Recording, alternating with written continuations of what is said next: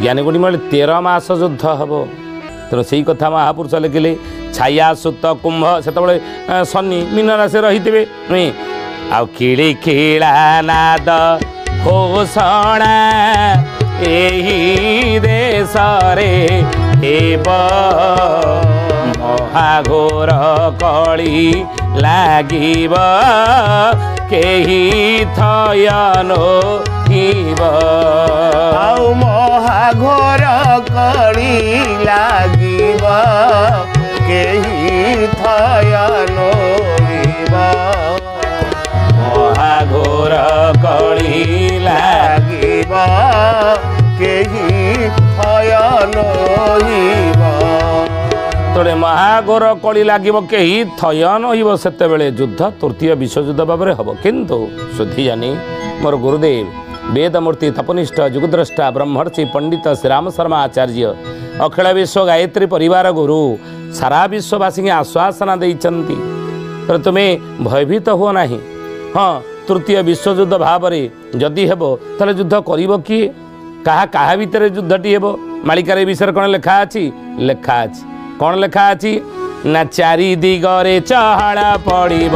चारि दिगरे चहड़ पड़िब चिन्ना संगे आद्य समर हेब चिन्ना संगे आद्य समर हेब ये चाकिरिया माने फेरस्त जीवे चाकिरिया माने फेरस्त जीवे चोर माने अति प्रबल हेबे चोर माने अति प्रबल हेबे चौहान थी बसे देशे जे चरण चुतिया भूरी श्रवा से चरम सुर दिशे चरण चुतिया भूरी श्रवा से जन्म सुर देशे अच्युतानंद महापुरुष लिखिले मालिकारे कौन कहले चारि दिगरे चहल से पड़िब कहीं ना चीना संगे आद्य समर एवं चाइना भारत उपर आक्रमण कर सारा विश्ववासी से जानवे हाँ चाइना आक्रमण कला भारत उपर आज देखुना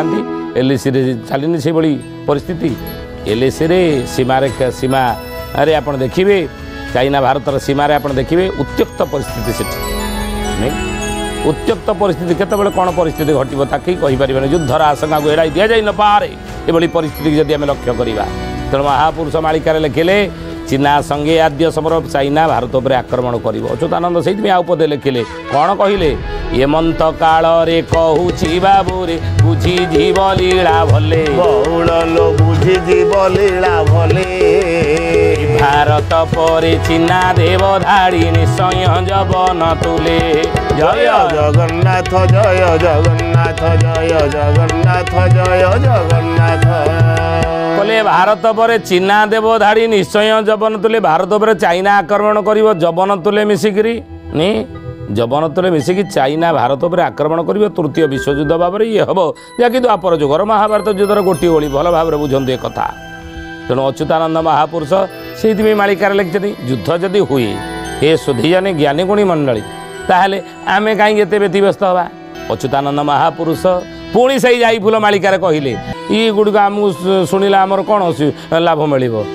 आउ कौटी भारत उपर से आक्रमण कर अनेक जिला अनेक राज्य भारत अच्छी ना अच्युतानंद महापुरुष कहले राम रे कौटी युद्ध हम चाइना भारतर कौ राज्य उपर प्रथम आक्रमण कर महापुरुष लिखे कि ओडिशा रे युद्ध स्थान ओडिशा रे युद्ध स्थान कटकर चौद्वारटी जान लो जाई फूल तही बही बरकत धार तही बही बरकत धार तही बही बरकत धार अच्युतानंद महापुरुष लिखिले पद्धति बोलिए महापुरुष अच्युतानंद जी की जय।